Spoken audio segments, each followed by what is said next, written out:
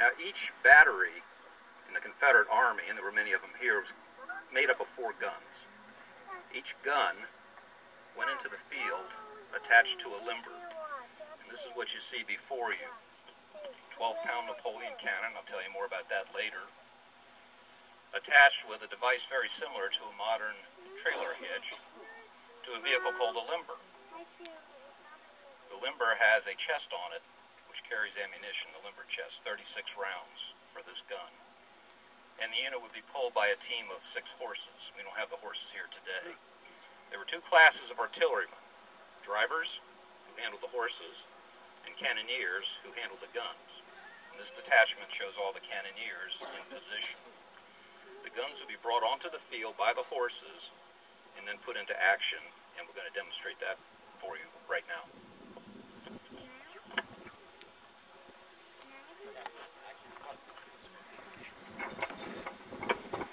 First, the cannon had to be detached from the limber.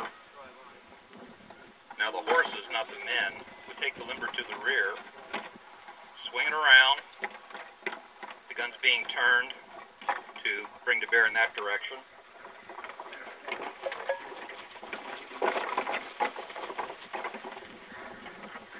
Cannoneers all taking their implements and getting the gun ready for action.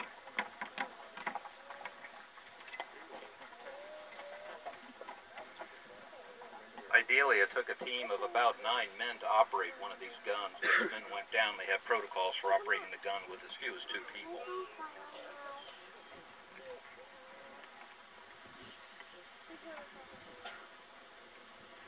The detachment is under the overall command of a chief of peace who will raise his hand and identify himself. This man would be a sergeant. He's responsible for this gun, its limber.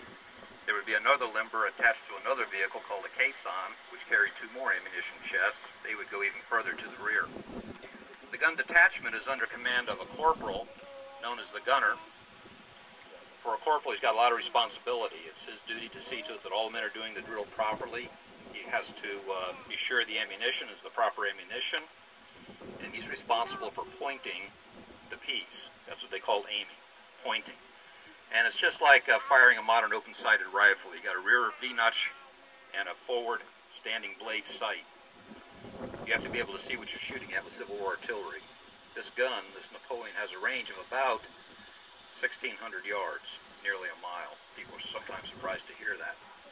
The rest of the men are privates, and they're called cannoneers, and each one has a specific set of duties to perform to make the gun operable.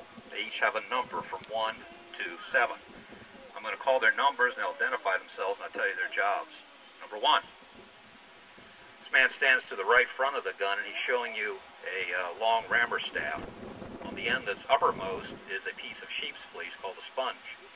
You'll notice under the muzzle there's a bucket of water.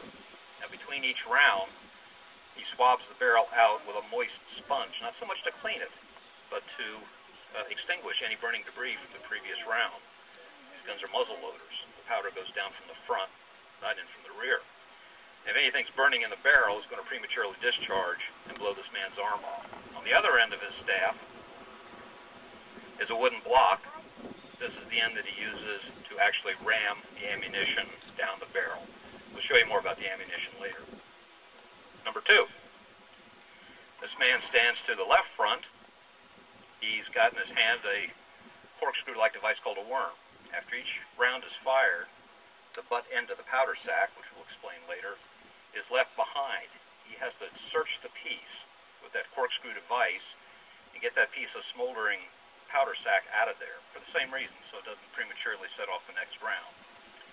He will also step in between wheel and barrel when the ammunition is brought forward to insert it in the muzzle of the number 1 man to fire.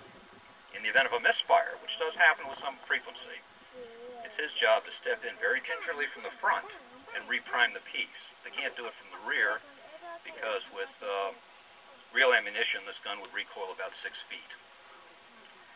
Number 3. This man stands to the right rear, and on his left thumb you see a leather sheath called a thumb stall. During all ramming procedures, he steps in and presses down on the vent hole, which is at the rear of the gun. It's the hole through which they detonate the piece. This is to prevent a rush of air through the barrel as the rammer staff is operated. A rush of air could flare up any burning debris. so it's a safety measure. He also has a brass vent wire. The powder goes down in a flannel sack. He has to run the vent wire down the vent hole to break open the powder sack. And then he assists the number 4 man in setting the friction primer. Number 4 stands to the left rear, and he's showing you the lanyard with which they set the gun off. The gun is primed by a little device that works like a kitchen match. I'll tell you more about that later. He attaches his lanyard to the friction primer and steps outside the wheel. On the command fire, he yanks that lanyard. It ignites, sending a sheet of flame into the chamber of the gun, and that detonates the gun. Number 5.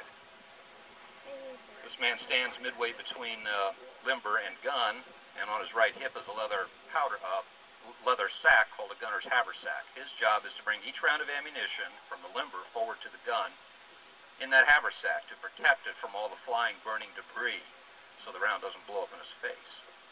And then back at the limber we have number 6 and number 7. Their jobs are to issue out the ammunition, and if they are fused pieces, as some of these things are, I'll tell you more about that later, it's their job to set the fuse to the right length. They're going to go through the drill twice to show you what it's like without actually firing. Fire. Load, K-shot, 1,000 yards. K-shot's an explosive projectile. He's given the range as 1,000 yards. That explains to the men on the limber how to set the primer.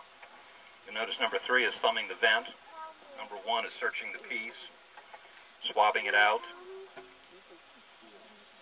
That poof you heard means that the sponge fits tightly, and that's what you want because it creates a vacuum as it comes out to help extinguish burning debris. Number 5 has gotten the ammunition from 6 and 7, has shown it to the gunner to be sure the fuse is cut properly. Number 2 takes it and inserts it in the muzzle, and number 1 man rams it down. Notice the gunner is stepping in and getting his preliminary sighting. Number 3 man drops back to help him. Watch how they do it. They just lift that lever and shift the gun right or left. They can elevate these guns up to 5 degrees of elevation to get maximum distance. When he throws his hands up, that means he's satisfied with the sighting. The gun's ready to be primed. Ready. On the command ready, 1 and 2 drop back to get away from the muzzle blast. 3 and 4 step in. 3 breaks open the powder sack. 4 sets the friction primer. And the gun's ready to fire. Fire. If we had a round in there, it would have detonated and gone off. Now they go through it one more time for you. Load, K-shot, 1,200 yards.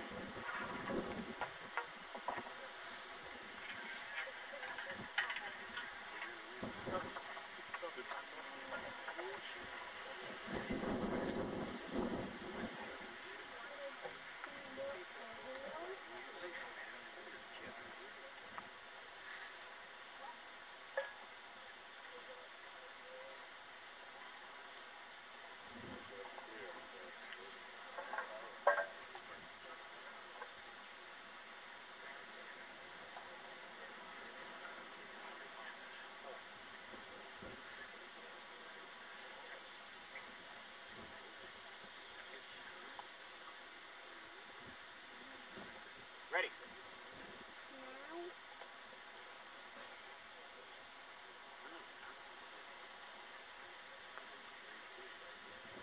Fire. Piece fired. Secure the piece. So that's how the gun is loaded and fired. You'll be seeing 4 detachments doing that with 4 guns. We wanted you to see it up close so you understood what was going on. It's very essential that each man know his job and do it in concordance with the other men in the crew. Everybody was cross-trained and could do everybody else's job. So as men started going down, they could double up. They're going to limber the piece up now and move it on line with the other 3 guns. And I'll talk to you a little bit more about Civil War artillery, and then we'll go into the demonstrations.